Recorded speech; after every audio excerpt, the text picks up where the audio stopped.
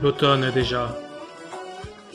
Mais pourquoi regretter un éternel soleil si nous sommes engagés à la découverte de la clarté divine, loin des gens qui meurent sur les saisons? L'automne. Notre barque élevée dans les brumes, immobile, tourne vers le port de la misère, la cité énorme au ciel taché de feu et de boue. Ah, les haillons pourris, le pain trempé de pluie, l'ivresse, les 1000 amours qui m'ont crucifié.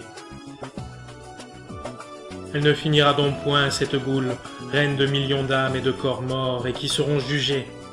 Je me revois la peau rongée par la boue et la peste, les vers pleins les cheveux et les aisselles, et encore de plus gros vers dans le cœur, étendus parmi les inconnus sans âge, sans sentiment. J'aurais pu y mourir. L'affreuse évocation. J'exècre la misère. Et je redoute l'hiver, parce que c'est la saison du confort. Quelquefois je vois au ciel des plages, sans fin, couvertes de blanches nations en joie. Un grand vaisseau d'or au-dessus de moi agite ses pavillons multicolores sous les brises du matin. J'ai créé toutes les fêtes, tous les triomphes, tous les drames. J'ai essayé d'inventer de nouvelles fleurs, de nouveaux astres, de nouvelles chairs, de nouvelles langues. J'ai cru acquérir des pouvoirs surnaturels.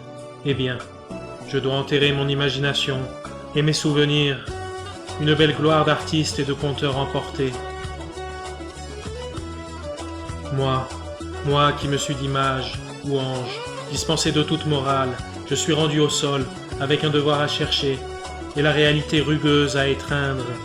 Paysan. Suis-je trompé? La charité serait-elle sœur de la mort pour moi? Enfin, je demanderai pardon pour m'être nourri de mensonges, et allons, mais pas une main amie. Et où puiser le secours?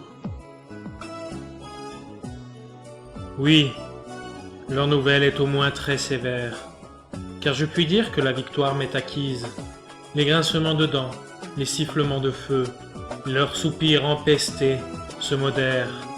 Tous les souvenirs immondes s'effacent. Mes derniers regrets d'étalent, des jalousies pour les mendiants, les brigands, les amis de la mort, les arriérés de toutes sortes. Damné si je me vengeais. Il faut être absolument moderne. Point de cantique, tenir le pas gagné. Dure nuit, le sang séché fume sur ma face, et je n'ai rien derrière moi que cet horrible arbrisseau. Le combat spirituel est aussi brutal que la bataille d'hommes, mais la vision de la justice est le plaisir de Dieu seul. Cependant, c'est la veille. Recevons tous les influx de vigueur et de tendresse réelle, et à l'aurore, armés d'une ardente patience, nous entrerons aux splendides villes. Que parlais-je de main amie? Un bel avantage, c'est que je puis rire des vieilles amours mensongères et frapper de honte ces couples menteurs. J'ai vu l'enfer des femmes là-bas, et il me sera loisible de posséder la vérité dans une âme et un corps.